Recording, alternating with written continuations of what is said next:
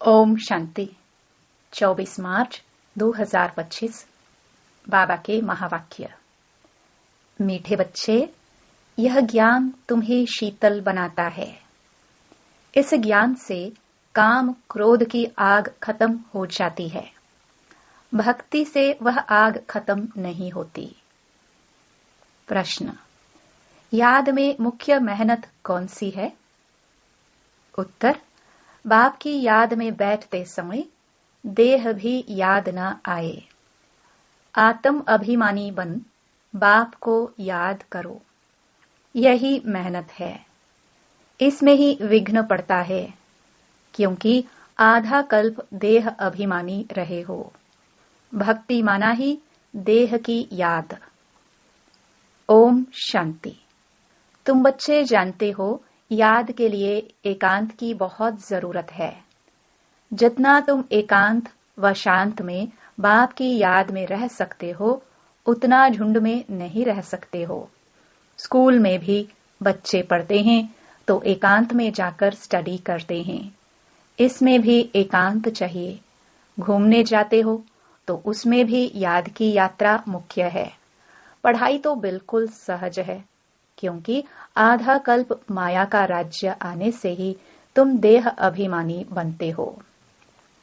पहला पहला शत्रु है देह अभिमान। बाप को याद करने के बदले देह को याद कर लेते हैं। इसको देह का अहंकार कहा जाता है। यहाँ तुम बच्चों को कहा जाता है आत्म अभिमानी बनो। इसमें ही मेहनत लगती है। अब भक्ति तो छूटी। भक्ति होती ही है शरीर के साथ। तीर्थों आदि पर शरीर को ले जाना पड़ता है। दर्शन करना है, यह करना है, शरीर को जाना पड़े। यहाँ तुमको यही चिंतन करना है कि हम आत्मा हैं, हमको परमपिता परमात्मा बाप को याद करना है। बस जितना याद करेंगे तो पाप कट जाएंगे। भक्ति मार्ग में तो कभी पाप कटते नहीं हैं। कोई बूढ़े आदि होते हैं तो अंदर में यह वहम होता है, हम भक्ति नहीं करेंगे तो नुकसान होगा, नास्तिक बन जाएंगे। भक्ति की जैसे आग लगी हुई है और ज्ञान में है शीतलता। इसमें काम क्रोध की आग खत्म हो जाती है। भक्ति मार्ग में मनुष्य कितनी भावना रखते हैं, मेहनत करते हैं। समझो बद्रीनाथ पर गए, मूर्ति का साक्षात्कार हुआ, फिर क्या? झट भावना बन जाती है। फिर बद्रीनाथ के सिवाय और कोई की याद बुद्धि में नहीं रहती। आगे तो पैदल जाते थे।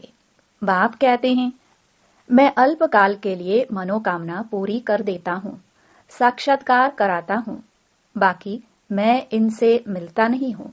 मेरे बिगर वर्षा थोड़ी मिलेगा। वर्षा तो तुमको मेरे से ही मिलना है ना। यह तो सभी देहधारी हैं। वर्षा एक ही बाप रचता से मिलता है। बाकी जो भी है जड़ अथवा चैतन्य, वह सारी है रचना। रचना से कभी वर्षा मिल ना सके। पतित पावन एक ही बाप है। कुमारियों को तो संग दोष से बहुत बचना है। बाप कहते हैं, इस पतित पने से तुम आदि मध्य अंत दुख पाते हो। अभी सब हैं पतित, तुम्हें अभी पावन बनना है। निराकार बाप ही आकर तुमको पढ़ाते हैं। ऐसे कभी नहीं समझो कि ब्रह्मा पढ़ाते हैं। सबकी बुद्धि शिव बाबा तरफ रहनी चाहिए। शिव बाबा इन द्वारा पढ़ाते हैं। तुम दादियों को भी पढ़ाने वाला शिव बाबा है। उनकी क्या खातिरी करेंगे? तुम शिव बाबा के लिए अंगूर आम ले आते हो। शिव बाबा कहते हैं, मैं तो अभोक्ता हूँ, तुम बच्चों के लिए ही सब कुछ है। भक्तों ने भोग लगाया और बांट कर खाया, मैं थोड़े ही खाता हूँ। बाप कहते हैं, मैं तो आता ही हूँ तुम बच्चों को पढ़ाकर पावन बनाने। पावन बनकर तुम इतना ऊंच पद पाएंगे। मेरा धंधा यह है। कहते ही हैं शिव भगवानुवाच। ब्रह्मा भगवानुवाच तो कहते नहीं है, ब्रह्मावाच भी नहीं कहते हैं। भल यह भी मुरली चलाते हैं, परंतु हमेशा समझो शिव बाबा चलाते हैं। किसी बच्चे को अच्छा तीर लगाना होगा तो खुद प्रवेश कर लेंगे। ज्ञान का तीर तीखा गाया जाता है ना। साइंस में भी कितना पावर है, बॉम्ब्स आदि का कितना धमाका होता है। तुम कितनी साइलेंस में रहते हो, साइंस पर साइलेंस विजय पाती है। तुम इस सृष्टि को पावन बनाते हो। पहले तो अपने को पावन बनाना है। ड्रामानुसार पावन भी बनना ही है, इसलिए विनाश भी नूंधा हुआ है। ड्रामा को समझकर बहुत हर्षित रहना चाहिए। अभी हमको जाना है शांति धाम। बाप कहते हैं वह तुम्हारा घर है। घर में तो खुशी से जाना चाहिए ना। इसमें देही अभिमानी बनने की बहुत मेहनत करनी है। इस याद की यात्रा पर ही बाबा बहुत जोर देते हैं। इसमें ही मेहनत है। बाप पूछते हैं, चलते फिरते याद करना सहज है या एक जगह बैठकर याद करना सहज है? भक्ति मार्ग में भी कितनी माला फेरते हैं, राम राम जपते रहते हैं, फायदा तो कुछ भी नहीं। बाप तो तुम बच्चों को बिल्कुल सहज युक्ति बतलाते हैं। भोजन बनाओ, कुछ भी करो, बाप को याद करो। भक्ति मार्ग में श्रीनाथ द्वारे में भोग बनाते हैं, मुंह को पट्टी बांध देते हैं, जरा भी आवाज न हो। वह है भक्ति मार्ग। तुमको तो बाप को याद करना है। वो लोग इतना भोग लगाते हैं, फिर वह कोई खाते थोड़े ही है। पंडे लोगों के कुटुंब होते हैं, वह खाते हैं। तुम यहाँ जानते हो, हमको शिव बाबा पढ़ाते हैं। भविष्य में थोड़े यह समझते हैं कि हमको शिव बाबा पढ़ाते हैं। भल शिव पुराण बनाया है, परंतु उनमें शिव पार्वती, शिव शंकर सब मिला दिया है। वह पढ़ने से कोई फायदा नहीं होता है। हर एक को अपना शास्त्र पढ़ना चाहिए। भारतवासियों की है एक गीता, क्रिश्चियन का बाइबल एक होता है। देवी देवता धर्म का शास्त्र है गीता, उसमें ही नॉलेज है। नॉलेज ही पढ़ी जाती है। तुमको तो नॉलेज पढ़नी है। लड़ाई आदि की बातें जिन किताबों में है, उससे तुम्हारा कोई काम ही नहीं है। हम हैं योग बल वाले, फिर बाहुबल वालों की कहानियां क्यों सुने? तुम्हारी वास्तव में लड़ाई है नहीं। तुम योग बल से 5 विकारों पर जीत पाते हो। तुम्हारी लड़ाई है 5 विकारों से। वह तो मनुष्य मनुष्य से लड़ाई करते हैं, तुम अपने विकारों से लड़ाई लड़ते हो। यह बातें सन्यासी आदि समझा ना सके। तुमको कोई ड्रिल आदि भी नहीं सिखलाई जाती है। तुम्हारी ड्रिल है ही एक, तुम्हारा है ही योग बल। याद के बल से 5 विकारों पर जीत पाते हो। यह 5 विकार दुश्मन हैं। उनमें भी नंबर 1 है देह अभिमान। बाप कहते हैं तुम तो आत्मा हो ना। तुम आत्मा आती हो, आकर गर्भ में प्रवेश करते हो। मैं तो इस शरीर में विराजमान हुआ हूँ। मैं कोई गर्भ में तोड़े ही जाता हूँ। सत्युग में तुम गर्भ महल में रहते हो, फिर रावण राज्य में गर्भ जेल में जाते हो। मैं तो प्रवेश करता हूँ। इसको दिव्य जन्म कहा जाता है। ड्रामानुसार मुझे इसमें आना पड़ता है। इनका नाम ब्रह्मा रखता हूँ, क्योंकि मेरा बना है ना। एडॉप्ट होते हैं तो नाम कितने अच्छे अच्छे रखते हैं। तुम्हारे भी बहुत अच्छे अच्छे नाम रखे। लिस्ट बड़ी वंडरफुल आई थी संदेशी द्वारा।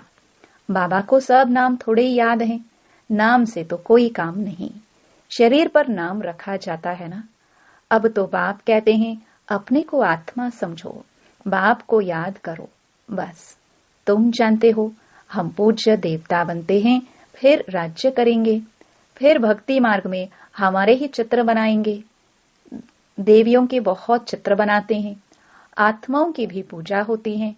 मिट्टी के सालिग्राम बनाते हैं, फिर रात को तोड़ डालते हैं। देवियों को भी सजाकर पूजा कर फिर समुद्र में डाल देते हैं। बाप कहते हैं मेरा भी रूप बनाकर खिला पिलाकर फिर मुझे कह देते ठिक्कर भित्तर में है। सबसे दुर्दशा तो मेरी करते हैं। तुम कितने गरीब बन गए हो। गरीब ही फिर ऊंच पद पाते हैं। साहूकार मुश्किल उठाते हैं। बाबा भी साहूकारों से इतना लेकर क्या करेंगे। यहाँ तो बच्चों के बूंद बूंद से यह मकान आदि बनते हैं। कहते हैं बाबा हमारी एक ईंट लगा दो।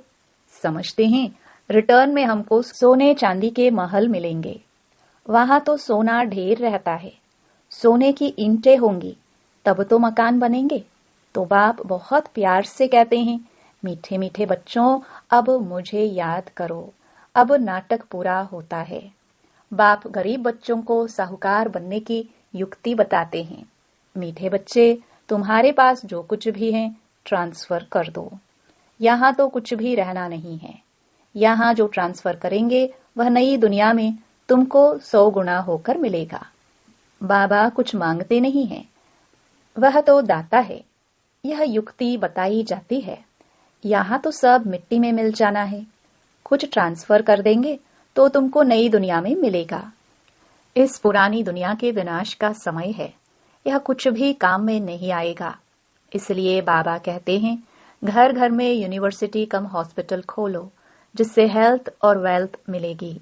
यही मुख्य है। अच्छा, मीठे मीठे सिखिलदे बच्चों प्रति माता पिता बाप दादा का याद प्यार और गुड मॉर्निंग। रूहानी बाप की रूहानी बच्चों को नमस्ते। रात्रि क्लास 12 मार्च 1968। इस समय तुम गरीब साधारण माताएं पुरुषार्थ करके ऊंच पद पा लेती हो। यज्ञ में मदद आदि भी माताएं बहुत करती हैं। पुरुष बहुत थोड़े हैं जो मददगार बनते हैं। माताओं को वारिसपने का नशा नहीं रहता। वह बीज बोती रहती, अपना जीवन बनाती रहती। तुम्हारा ज्ञान है यथार्थ, बाकी है भक्ति। रूहानी बाप ही आकर ज्ञान देते हैं। बाप को समझे तो बाप से वर्षा जरूर लेवे। तुमको बाप पुरुषार्थ कराते रहते हैं, समझाते रहते हैं, टाइम वेस्ट मत करो। बाप जानते हैं कोई अच्छे पुरुषार्थी है, कोई मीडियम, कोई थर्ड। बाबा से पूछे तो बाबा झट बता दे, तुम फर्स्ट हो या सेकंड हो या थर्ड हो। किसको ज्ञान नहीं देते हो तो थर्ड क्लास ठहरे। सबूत नहीं देते तो बाप जरूर कहेंगे ना। भगवान आकर जो ज्ञान सिखलाते हैं वो फिर प्राय लोप हो जाता है। यह किसको भी पता नहीं है। ड्रामा के प्लान अनुसार यह भक्ति मार्ग है। इनसे कोई मुझे प्राप्त नहीं कर सकता। सत्युग में कोई जा नहीं सकता। अभी तुम बच्चे पुरुषार्थ कर रहे हो। कल्प पहले मिसल जितना जिसने पुरुषार्थ किया है उतना करते रहते हैं। बाप समझ सकते हैं अपना कल्याण कौन कर रहे हैं। बाप तो कहेंगे, रोज इन लक्ष्मी नारायण के चित्र के आगे आकर बैठो। बाबा, आपकी श्रीमत पर यह वर्षा हम जरूर लेंगे। आप सामान बनाने की सर्विस का शौक जरूर चाहिए। सेंटर्स वालों को भी लिखता हूँ, इतने वर्ष पढ़े हो, किसको पढ़ा नहीं सकते हो तो बाकी पढ़े क्या हो। बच्चों की उन्नति तो करनी चाहिए ना। बुद्धि में सारा दिन सर्विस के ख्याल चलने चाहिए। तुम वानप्रस्थी हो ना। वानप्रस्थियों के भी आश्रम होते हैं। वानप्रस्थियों के पास जाना चाहिए। मरने के पहले लक्ष्य तो बता दो। वाणी से परे तुम्हारी आत्मा जाएगी कैसे।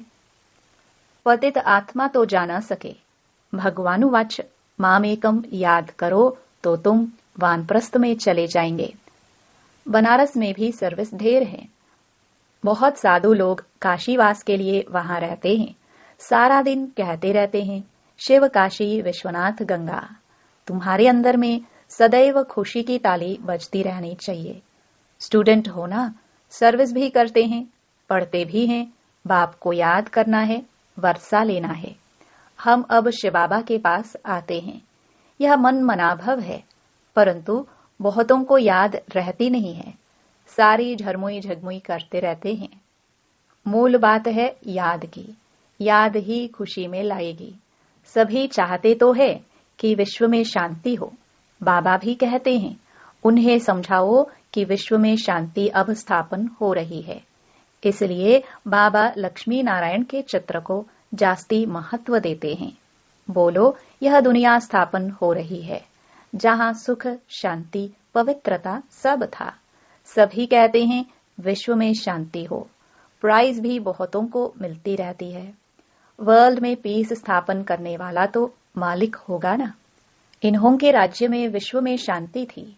एक भाषा, एक राज्य, एक धर्म था। बाकी सभी आत्माएं निराकारी दुनिया में थी। ऐसी दुनिया किसने स्थापन की थी? पीस किसने स्थापन की थी? फॉरेनर्स भी समझेंगे यह पैराडाइज था, इन्हों का राज्य था। वर्ल्ड में पीस तो अब स्थापन हो रही है। बाबा ने समझाया था, प्रभात फेरी में भी यह लक्ष्मी नारायण का चित्र निकालो, जो सभी के कानों में आवाज पड़े कि यह राज्य स्थापन हो रहा है। नरक का विनाश सामने खड़ा है। यह तो जानते हैं, ड्रामानुसार शायद देरी है, बड़ों बड़ों के तकदीर में अभी नहीं है। फिर भी बाबा पुरुषार्थ कराते रहते हैं। ड्रामानुसार सर्विस चल रही है। अच्छा, गुड नाइट। धारणा के लिए मुख्य सार। पहला, संग दोष से अपनी बहुत बहुत संभाल करनी है। कभी पतितों के संग में नहीं आना है। साइलेंस बल से इस सृष्टि को पावन बनाने की सेवा करनी है। दूसरा, ड्रामा को अच्छी तरह समझकर हर्षित रहना है। अपना सब कुछ नई दुनिया के लिए ट्रांसफर करना है। वरदान, बाप द्वारा सफलता का तिलक प्राप्त करने वाले सदा आज्ञाकारी दिल तख्त नशीन भव। भाग्य विधाता बाप रोज अमृत वेले अपने आज्ञाकारी बच्चों को सफलता का तिलक लगाते हैं।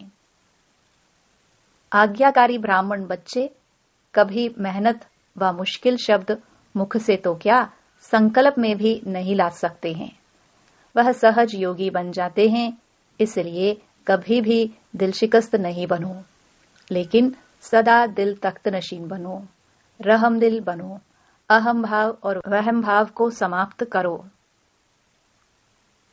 स्लोगन, विश्व परिवर्तन की डेट नहीं सोचो, स्वयं के परिवर्तन की घड़ी निश्चित करो। अव्यक्त इशारे, सत्यता और सभ्यता रूपी कल्चर को अपनाओ। जो प्योरिटी की पर्सनालिटी से संपन्न रॉयल आत्माएं हैं, उन्हें सभ्यता की देवी कहा जाता है। उनमें क्रोध विकार की इम्प्योरिटी भी नहीं हो सकती। क्रोध का सूक्ष्म रूप ईर्ष्या, द्वेष, घृणा भी अगर अंदर में है तो वह भी अग्नि है, तो अंदर ही अंदर जलाती है। बाहर से लाल पीला नहीं होता, लेकिन काला होता है। तो अब इस कालेपन को समाप्त कर सच्ची और साफ बनो। ओम शांति।